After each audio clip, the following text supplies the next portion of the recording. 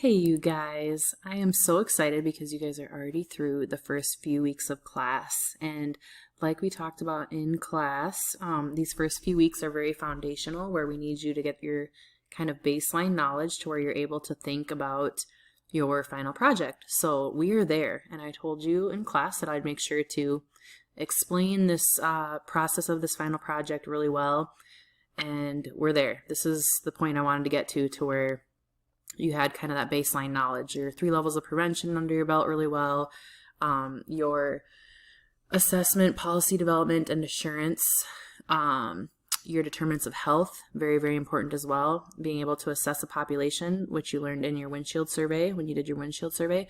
All of those things are a part of your final project, and it just wouldn't have made sense to explain the final project to you until we got to this point. So I hope you've been enjoying these first few weeks, and I hope it's been intriguing and interesting to you to assess as a nurse a population or a community instead of assessing an individual patient.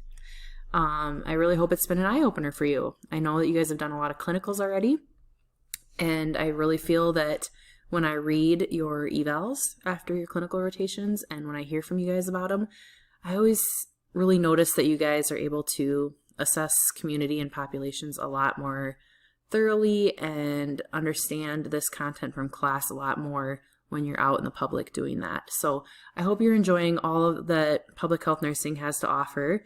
And please reach out to me with any questions throughout this course. I really haven't heard very many questions from you guys, so I'm hoping that means that you feel pretty comfortable with the content.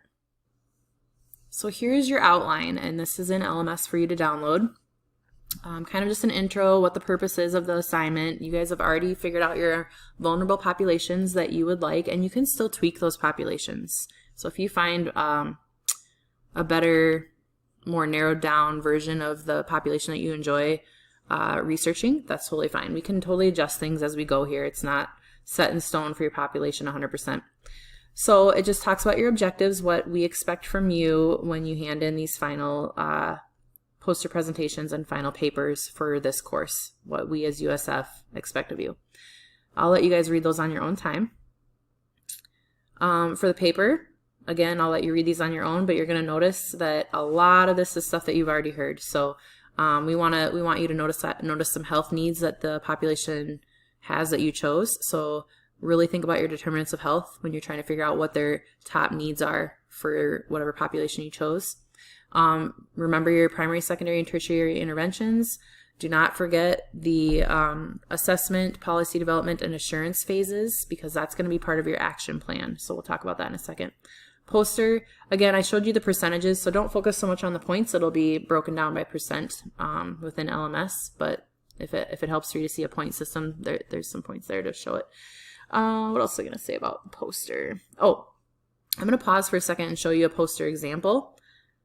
First of all, we always give you the actual template that we want you to use. So I told you in class that literally you're going to be copying and pasting portions of your paper. So when you write out your paper, you're going to have a background and methods section of your paper. You're going to have your nursing diagnosis, eval, collaboration, and interventions that you're going to do for that population. All of those things you should be able to just snip and bring over to your poster. It should be pretty easy to copy and paste and then add some photography in here somewhere, pictures, to make it an interesting poster that pertain to your population. So this will be online as well for you to download, and then I will send you instructions over email when it gets closer what type of poster we want, like what size you want this to print to, because we do expect you to print these to be able to present on our day of class. The next one that I wanted to show you is an example of an actual, I don't want to edit that. That was an accident. Let's see. Just trying to move my screen here.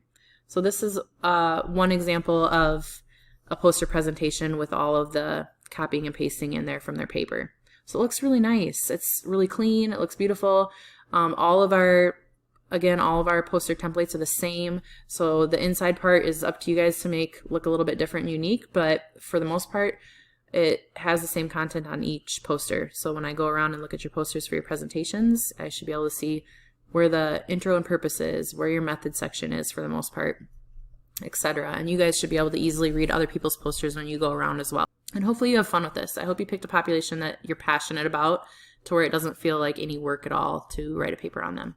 I'm going to show you a brief example of a final paper. If I can get my Screencast-O-Matic to scoot over again. There we go. All right. So I'm just going to skim it to where I'm not giving you all the answers in the world. Oh, I think I just did that. So the abstract should be on its separate page. You guys know that. I think I accidentally must have hit delete somewhere to where it popped up a level. So just showing you an outline of a paper. Method section, your population. This group did a great job. Your vulnerability and environment. So they picked topic sections. Determinants of health. Biology of the population they chose. And then their nursing diagnosis. So you kind of give a backstory of the information that drew you to this population, and then you come up with a nursing diagnosis, which I'll talk about in a second as well. Let me see, what did I miss there? Health needs. So again, you want to pick 3 needs for that population, a minimum of 3 that you've noticed, okay? And then, I'm just waiting to get to the action plan section. You're going to talk about the resources that they do have available to them.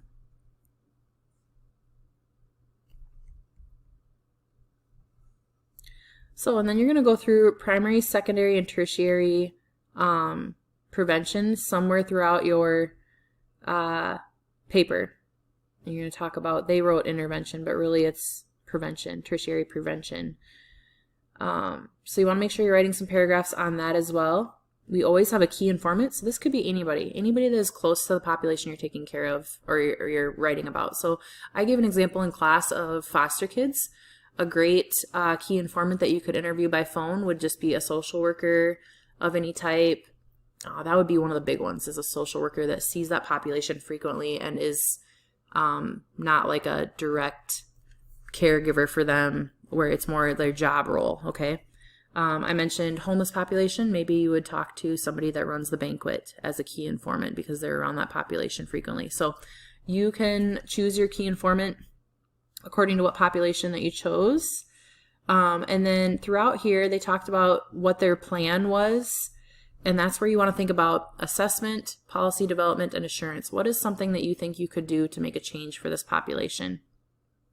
And then how would you be able to evaluate the change that you want to make? So that's what they're talking about here. So, I mean, sky is the limit with this. You can really get creative. It could be a simple change, something small that you would use that assessment, policy development, and assurance idea with. It does not have to be something huge by any means. A little bit.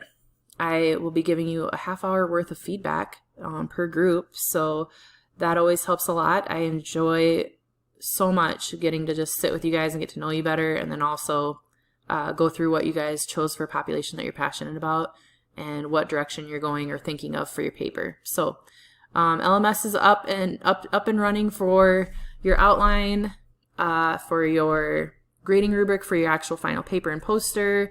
Your poster template should be available for you to download if you wish. So everything is open for you as far as your final project goes, to where you can start thinking about what you're going to do and planning ahead. Hopefully you guys get into a routine with your group where you guys meet at least once or twice a week to chip away at this, or at least figure out what everybody's working on, okay? Let me know how I can help. I hope this clears things up a little bit for you, and I hope you are graceful in realizing that I had to put you off a little bit with this information so that I wouldn't overwhelm you in the first couple weeks when you didn't have that kind of baseline knowledge with you. So, all right, let me know if you have any questions, guys. Have a great night.